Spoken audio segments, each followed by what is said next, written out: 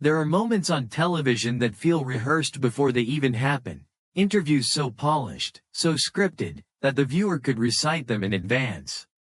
But this one? This one was different from the first step on stage.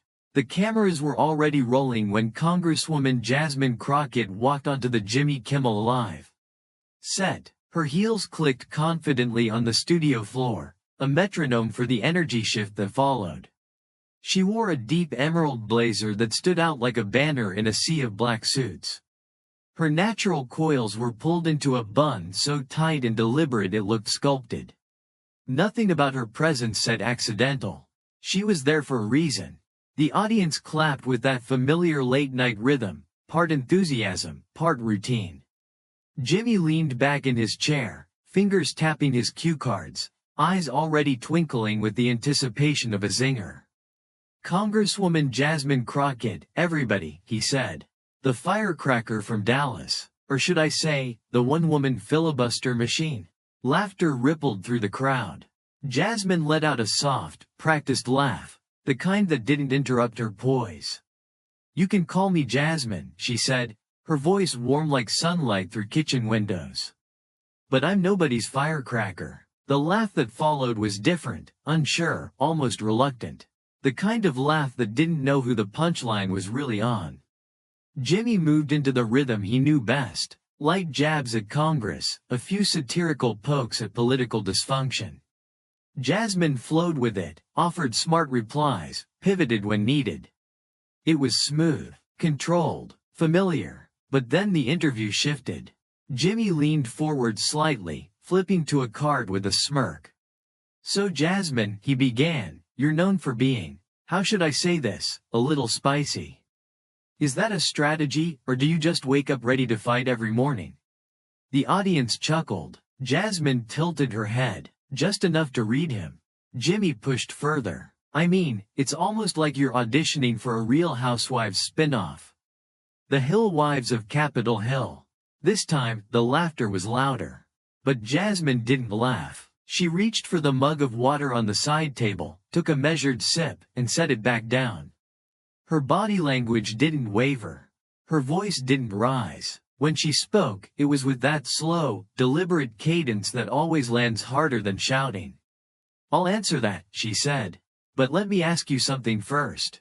Jimmy raised his eyebrows. "You ever get tired of white guys calling you spicy just because you won't let them talk over you?" Silence. Not the awkward silence of a botched joke. The kind of silence that makes people straighten in their chairs. A few gasps. Someone near the back made the kind of noise people only make when something hits too real to ignore. Jimmy blinked. For the first time that night, his grin faltered.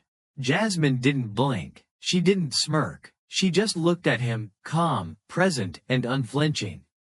Jimmy leaned back in his chair, trying to find his footing again.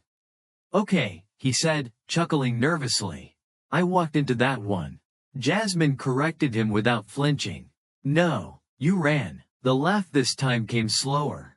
It wasn't nervous. It was earned, but the tone of the room had changed, permanently. Jimmy tapped his cue cards against the desk, a tick that always signaled he needed a moment to recover. But now, he wasn't just recovering from a lost joke.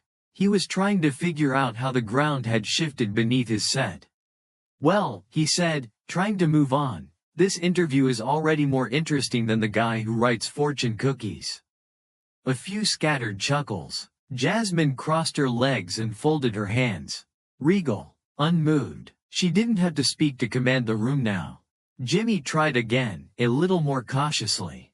"You've been very vocal about, well, pretty much everything. Some people say you're bold. Others say you're angry. What would you call it?" Jasmine didn't hesitate. "Truthful." That single word landed like a brick in water. No splash. Just wait. Jimmy opened his mouth, then closed it again. The audience leaned forward, sensing something they weren't used to seeing on late-night TV, something real. "Well, truthful is good," Jimmy said, laughing a little too hard. "But you've had some pretty heated exchanges, haven't you? You ever ask Senator Kennedy that?" Jasmine replied coolly. "Or is being heated only an issue when it's a woman?" Jimmy blinked. His signature grin faltered for just a moment. I think we have a clip actually. No, Jasmine interrupted, still composed. Don't play a clip of me unless you're also showing everyone else losing their temper. Otherwise, you're not showing the truth. You're selling a version. Someone in the back clapped, then stopped when no one else joined in. The audience wasn't sure how to respond, and that's what made it powerful. Jimmy cleared his throat. Look, Jasmine, I wasn't trying to. I know, she said, softening her tone just enough to make him feel seen. But you are. That's the thing. It's baked into how this space works. She leaned forward, her voice still soft, but sharper now, more precise. I show up here, as me, unfiltered, unpolished, real, and the first thing I get called is spicy. Jimmy looked like he wanted to say something, but Jasmine wasn't done. When you say that, she said, what you're really saying is, you don't act like the people we're used to watching on this couch. She paused. But maybe that's not my problem. Her gaze didn't waver. Maybe that's yours. The silence that followed wasn't just stunned. It was sacred. Even the band, always ready with a rim shot or dramatic flourish, said nothing. Jimmy looked down, nodding slowly. Fair enough, he said quietly. Jasmine leaned back in her chair, still composed. That's all I wanted. For a few moments, nothing else mattered. No applause. No scripted transitions, just two people in a studio of millions, sitting in a moment of clarity. And while Jimmy would soon steer things toward safer ground, ask about her dog, toss out another joke, something fundamental had shifted. The show would continue, but the audience? They would never forget what had just happened. By the time they cut to commercial, Jimmy Kimmel's face still hadn't quite settled. His smile was back, but it was the kind that didn't fully reach his eyes. Around him, producers stirred. A stagehand adjusted a boom mic. The control room whispered into headsets. But on the stage itself, no one moved. Jasmine Crockett sat perfectly still. She didn't fidget. She didn't reach for her water again. She didn't pull out a pre-planned joke or soften her edges with a punchline. She didn't need to. She had already said everything. Jimmy blinked a few times, lips pressed together, clearly rerunning the last few minutes in his mind. It was the look of a man who thought he was hosting a segment, and suddenly realized the guest had taken ownership of the entire room. Backstage, a young assistant wearing a headset whispered, "We're already trending." Another crew member showed someone their phone. A blurry audience video posted seconds after Jasmine's sentence landed. No captions, no edits, just the moment, raw and electrifying. And the caption, she didn't even raise her voice. When the show came back from break, the tone had changed. The energy was back, but it was different now. Not muted, just respectful, like a storm had rolled through and left the air clearer. We're back, Jimmy said, leaning into the camera. With Congresswoman Jasmine Crockett, who just casually handed me my own show on a silver platter. Laughter, lighter now. Some relief in the room. Jasmine smiled politely. Just doing my civic duty. Another laugh. This one real, genuine. But something had shifted between them, and everyone watching could feel it. Jimmy sat up straighter. He didn't lean in quite as casually now. He wasn't afraid, just aware. He cleared his throat. Okay, tell me this. What's something people always get wrong about you? Jasmine didn't pause. That I came here to play nice. The audience roared, not at the joke, but at the honesty. And when people hear something that honest on live television, their reaction is never just about the words. It's about the release. Jimmy nodded slowly, then grinned. I may not agree with everything you say, but I definitely wouldn't want to debate you without a lifeline and 3 assistants. That landed. The crowd howled. Even Jasmine laughed. Really laughed. The first full, unguarded laugh since the interview began. And just like that, some of the tension bled out of the room. They spent the next few minutes discussing community work in her Dallas district, the mental health bill she'd been pushing, her background in public defense. It wasn't fluff, but it was safer. The kind of content that got clipped for YouTube but wouldn't get anyone in trouble. Still, the shadow of that earlier exchange hung in the room. Not as tension, but as gravity. No one could unhear what she said. No one could pretend it hadn't happened. Near the end of the segment, Jimmy reached for something he rarely showed: sincerity. "Look, Jasmine," he said, voice a notch lower, "whatever people think of politics, I think what's clear is that you're not afraid to be exactly who you are. And I respect that, even when it scares me a little." Jasmine didn't blink. "Growth starts at discomfort." Jimmy chuckled. "I'll be quoting that for a week." They stood for the handshake and the goodbye. But something unexpected happened. The audience rose. Not all at once. No producer signal. No glowing red applause sign. Just one by one, people stood. Some clapping. Some with hands to their mouths. Some recording. Jimmy seemed slightly stunned. "Jasmine?" Almost amused. "Thank y'all," she said into the mic, and walked off stage like she had somewhere more important to be, and she did. The credits rolled over, a wide shot of the audience still on their feet. The band played, but even their music sounded softer. Like they didn't want to drown out the echoes still hanging in the room. As the stage lights dimmed, the energy didn't fade, it just moved behind the curtain. A pair of producers whispered urgently. A makeup artist refreshed her lipstick without even looking in the mirror, eyes glued to her phone. A camera operator shook his head slowly. "That was something else," he muttered. Jimmy sat in silence at his desk. Not upset, not angry, just processing. He turned to the executive producer. "You think I went too far?" The producer didn't answer right away. "I think," he said finally, "you poked someone who's used to fighting with a microphone in one hand, and her dignity in the other." Jimmy sighed. "Yeah, and I was holding cue cards." By the time Jasmine's car pulled away from the studio lot, the internet had already ignited. The clip hit X, formerly Twitter, within 20 minutes. A phone-recorded angle from an audience member. Jasmine Crockett just folded Kimmel in real time. Within the hour, it had over 300,000 views. TikTok followed, side-by-side reactions, edits with dramatic orchestral music, reaction loops with captions like, "The way she said, maybe that's not my problem, maybe that's yours. That's gonna live rent-free in my brain forever." Instagram Reels, YouTube Shorts, threads of commentary dissecting every gesture, every word. Half the internet was cheering. The other half was arguing. Finally, someone called him out without yelling. "Why bring strong women on your show if you're going to treat them like punchlines? It was a joke, get over it." She said it better than anyone else has in a decade. The segment, though not yet officially posted by ABC, had already been pirated and shared across Reddit, Discord, Telegram. By morning, it wasn't just comedy fans or political junkies talking.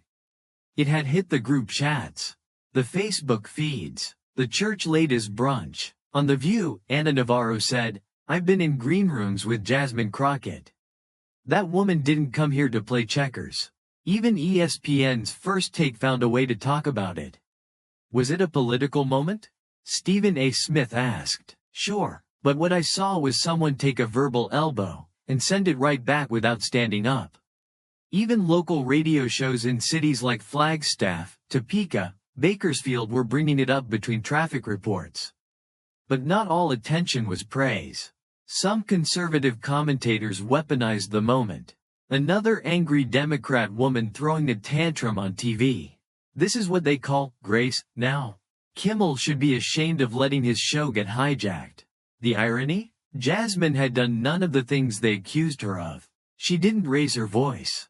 She didn't insult. She didn't stray from her calm. And that's exactly what rattled people. Because when a woman, especially a black woman, refuses to shrink and doesn't perform rage, it forces everyone to see what they've been ignoring. The truth in her tone. By lunchtime the next day, Jasmine Crockett's team was already overwhelmed. Her comms director, a wiry strategist named Andre, had 3 phones on his desk and an iPad open on his lap.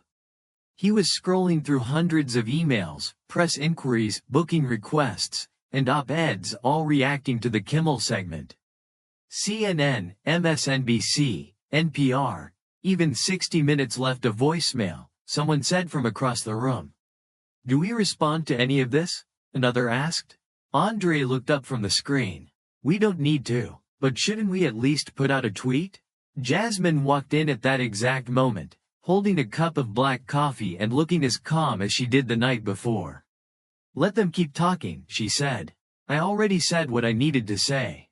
That one sentence, offhand and effortless, became its own headline within hours.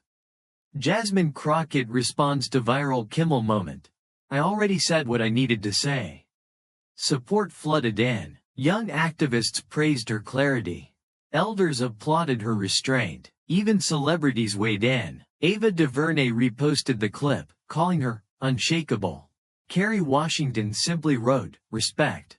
Jimmy Kimmel's team eventually released a short, careful statement through a spokesperson. Jimmy appreciated Congresswoman Crockett's candor and believes in the importance of tough but honest conversations. No apology. But also no defense. Some said it wasn't enough. Others said it was exactly right. But while the world continued dissecting the moment, the real story, the deeper reason why that sentence landed so hard, was unfolding in the background. Because this wasn't just about one joke or one talk show appearance. This was about every room Jasmine had ever walked into and been labeled before she spoke. East Dallas, years ago. Before the cameras. Before the title of Congresswoman. Before anyone called her spicy, or aggressive, or bold. There was a girl named Jasmine Crockett sitting in the back of a third-grade classroom in East Dallas. The school was underfunded. The library had books older than the students. The maps still showed the Soviet Union. Jasmine raised her hand more than most kids. She didn't shout. She didn't interrupt. She just asked questions. Too many, some teachers thought. Difficult, they whispered. Talks too much. When she asked why the only history lessons were about people who didn't look like her, her teacher said, let's move on. When she asked why their school didn't have the same computers as the one across town, no one answered. She learned then what it meant to take up space, and how uncomfortable that made people. Her mother, a night shift nurse at Methodist Dallas Medical Center, always told her, you gotta be twice as good to get half as far. Her father ran an auto shop that barely made rent. They didn't have much, but they gave Jasmine what mattered, permission to speak. And she never stopped. At Prairie View, Jasmine majored in political science and worked nights at the campus help desk. She lived on caffeine and court transcripts. She debated students with more privilege, more polish, more pedigree. But none of them had fire like her. Her professors noticed, so did her peers. But even there, the labels followed. Intense, too passionate, needs to smile more. Every time she won a debate, someone called her too much. Every time she made a point, someone asked her to calm down. And every time someone tried to put her in a box, she asked who built it. By the time she entered law school, Jasmine had mastered the art of control. She didn't yell. She didn't plead. She just showed up with facts and receipts. Her classmates underestimated her, until they were on the other side of a courtroom simulation and realized she had dismantled their entire argument without raising her voice. When she became a public defender, she saw injustice up close, the kind that never made headlines. Mothers arrested for defending themselves. Fathers locked up over clerical errors. Kids charged as adults for surviving. She stayed late, wrote motions on a flickering laptop, argued in front of judges who barely looked up from their phones. And every time she raised her voice in defense of someone no one cared about, someone called her angry. Every time she pushed back against a system designed to steamroll the poor, someone said she was too much. But she never changed her tone. She sharpened it, so when Jimmy Kimmel called her spicy, it wasn't just a joke. It was a trigger, not because the word was mean, but because it was familiar. It was the same tone wrapped in a new mouth. The same label she'd heard for years. The same coded language that always came up when someone like her refused to play small. And that's why the moment exploded. Because people could feel it. It wasn't about being offended. It was about being reduced. And Jasmine Crockett was never going to let that happen again. Late that night, Andre, her comms guy, sent a message to a colleague. She didn't come here to trend. She came here to remind people why they listened in the first place. And that's what stuck. Not the tension, not the viral reaction, not even the applause. The truth. Because for once, someone had spoken it on national television, without shouting, without breaking, and without asking for permission. And people remembered. The headlines began to fade by the weekend. Not because the moment had passed, but because the world had already moved on to the next outrage, the next spectacle, the next soundbite. That's how media worked, and Jasmine Crockett knew it. She wasn't chasing virality. She wasn't feeding the algorithm. But that didn't mean she wasn't watching. And what she saw was something rare. The clip didn't just disappear like most viral moments do.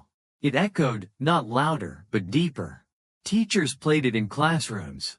Professors unpacked it in lecture halls. Youth organizations reposted it with captions like, "This is how you speak truth without losing yourself." Even church bulletins quoted her line, "Maybe that's not my problem. Maybe that's yours." It became a mantra, a boundary, a mirror. And for the first time, Jasmine Crockett saw what it looked like when a sentence outlived the applause. 2 days later, back at El Capitan. The El Capitan Theater in Hollywood was back to business as usual. Lights were set, scripts were being reviewed, guests were ushered in and out.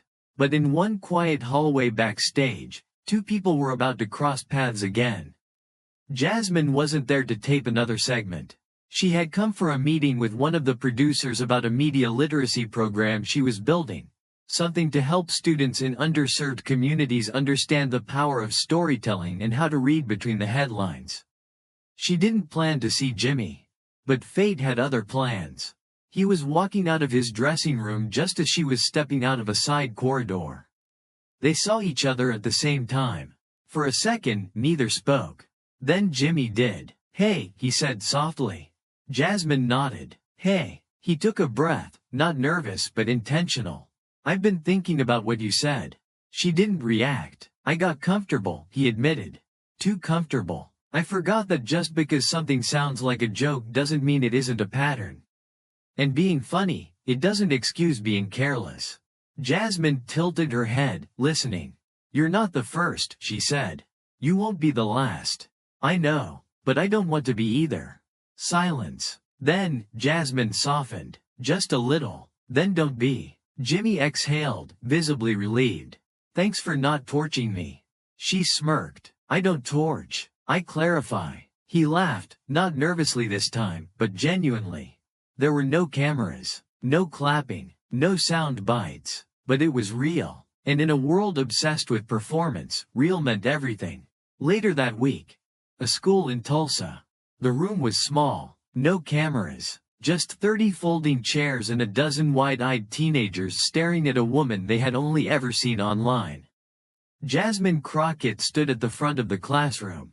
No microphone, no podium, just her voice. A girl in the front row raised her hand. "How do you stay calm when people try to make you small?" Jasmine didn't hesitate. "You don't give them the power to define you," she said. "And you remember, there's nothing louder than grace." The teacher printed that quote the next day and taped it to the classroom wall. And maybe that's what the moment with Jimmy was always about. Not about politics, not even about race, but about clarity. About the quiet kind of power that doesn't scream to be heard. About a woman who refused to be reshaped for comfort. About the reminder that sometimes the strongest room shaker isn't rage, it's composure. Andre's final thought. As Jasmine boarded a flight back to D.C., Andre sent her one last message before she turned her phone to airplane mode. "It's wild. You didn't win an argument. You didn't destroy anyone. But somehow, you still left everyone speechless." She smiled. That was the point. She didn't want destruction. She wanted space. Space to be heard. Space to be real. Space to be enough, without having to perform or soften or shrink. And she had taken that space. Not by demanding it, but by embodying it. The sun had barely crested the skyline when Jasmine Crockett touched down in D.C. Her inbox was already full before the plane's wheels hit the tarmac. A producer from 60 Minutes. A message from The Atlantic. A request from a university panel. Even a quiet reach out from a certain streaming giant asking if she'd ever considered optioning a moment into a movement. She skimmed, flagged, and ignored most of it. Because Jasmine wasn't chasing the moment. She was the moment, and she knew better than anyone. The most important part of a storm wasn't the lightning. It was the stillness that followed, the shift in the air, the knowledge that something irreversible had occurred. Within days of the interview, Jasmine was back on the ground in Dallas. Not on a stage, not in front of a national camera, but in a community gym, folding chairs lined up and mismatched extension cords powering old speakers. This was her real audience. Mothers with babies on their hips. High school seniors looking for a direction. Men in work boots and stained hoodies, nodding along as she talked about policy like it was family business, because to her, it was. After her talk, a girl no older than 16 approached her. She clutched her phone, shaking just a little. "You're that lady," the girl said. "The one who made that TV guy look dumb." Jasmine smiled. "I didn't make him look anything. I just told the truth." The girl nodded slowly. "My uncle says you're dangerous." Jasmine crouched to her level. "You tell your uncle this. I'm only dangerous to people who don't expect women like me to speak without permission." The girl grinned. "Can I say that next time someone tells me I talk too much?" "Say it, live it, own it," and just like that, another seed planted. What Jasmine didn't expect was the way her words would reach people who never clicked, never posted a reaction, never even watched the full clip, but felt something ripple from it nonetheless. In barbershops in Atlanta, they quoted her without realizing the source. In high school hallways in Oakland, girls shared the clip like scripture. In legal aid offices in Chicago, young black attorneys talked about pulling a Crockett, meaning holding the line without breaking the room. She had become a reference point. Not a meme, not a punchline, a standard. 3 weeks later, Jasmine sat quietly in her home office. No cameras, no aides, just the whir of the ceiling fan and the steady pulse of late-night city life. She opened her laptop. No inbox, no media, just a blinking cursor in a blank document. She began typing. "There will always be someone trying to shrink you. Someone who wants you to smile more. Speak less. Bend instead of break them. But here's what I know now. You don't need to shout to shift a room. You don't need to fight dirty to win. Sometimes, the sharpest blade is clarity. And grace? Grace is a revolution." She saved the file. Then closed the laptop. She never posted the document. Never shared it on Twitter. Never turned it into a speech. But one day, a version of it showed up handwritten on a whiteboard at a public middle school in Houston. No one knew who wrote it, but the principal left it up. The kids started calling it Crockett's Law. And that's how you know the story didn't end when the applause faded. Because sometimes the biggest victory isn't the headline. It's what happens after, in the rooms no one records, in the conversations people didn't know you started. In the permission others give themselves after watching you take up space and not apologize for it. Jasmine Crockett didn't win a debate that night. She didn't roast Jimmy Kimmel. She didn't go viral for a clapback. What she did was something far more difficult. She stood her ground. She told the truth. She made millions of people, many for the first time, reconsider how they framed strength, tone, and power. And she did it without shouting, without trembling, without stepping out of herself. That's not just composure. That's legacy.